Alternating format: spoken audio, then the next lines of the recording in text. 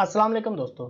अगर आप software open कर रहे हैं और सॉफ्टवेयर ओपन होते ही आपके सामने ये एरर आ जाता है, कन्वर्जन फ्रॉम स्ट्रिंग और आगे डेट लिखी होती है, तो उसका होता क्या है, अगर आप इसको कंटिन्यू करेंगे तो भी इस तरह आ जाएगा, आगे सॉफ्टवेयर नहीं चलेगा, फिर भी ये एरर दे देगा।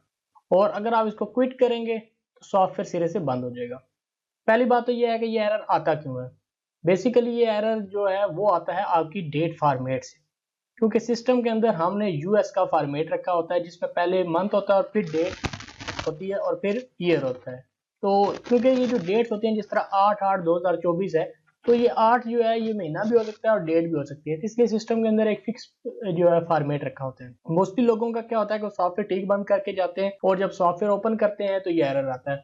उसकी रीजन ये होती है कि सॉफ्टवेयर चल रहा होता है, वो पीछे से डेट चेंज कर देते हैं। ये मोस्टली वो लोग करते हैं जो एक्सेल वगैरह के ऊपर ज्यादातर काम करते हैं, या जिनको यूएस की डेट पढ़ने में थोड़ी मुश्किल होती है, तो वो इस तरह कर लेते हैं जिस तरह हमारा आजकल रूटीन में पैटर्न चल रहा होता है। तो सॉफ्टवेयर को अंदर एरर आ जाता है। इसको सॉल्व करने के लिए ऑलरेडी मैंने एक वीडियो अपलोड की थी, जो कि हमने यहाँ से विंडोज सेटिंग में से जाके चेंज करते हैं। लेकिन वो सम टाइम ये होता है कि वो यूजर इतने कंप्यूटर क्वालिफाइड नहीं होते कि वो वहां पे जाके सेटिंग्स को चेंज कर सकें। इसी का आसान ऑप्शन मैंने क्विक किट के अंदर डाल दिया है। अब ये क्विक किट उन लोगों को अवेलेबल होगी जिनकी मैंने इंस्टॉलेशन की है। जिनकी मैंने इंस्टॉलेशन नहीं की हुई वो काइंडली इस वीडियो को फॉलो ना करें, और जिसने भी उनको सॉफ्टवेयर प्रोवाइड किया है तो उनसे वो रब्ता करें। तो क्योंकि मैंने जब भी सॉफ्टवेयर की इंस्टॉलेशन करता हूँ तो इंस्टॉलेशन के साथ जो इंस्टॉलेशन के लिए मैं यूज़ करता हूँ टूल, वो मैं यूज़ करता हूँ क्विक किट।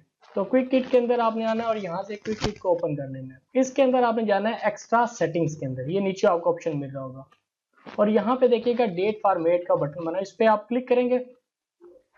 ये ओके हो गया। अब आप देखिएगा डेट फॉर्मेट ऑटोमेटिकली यहाँ पे चेंज हो गया। इसके बाद आप इसको बंद कर देंगे और यहाँ से आप सॉफ्टवेयर को दोबारा ओपन कर लेंगे।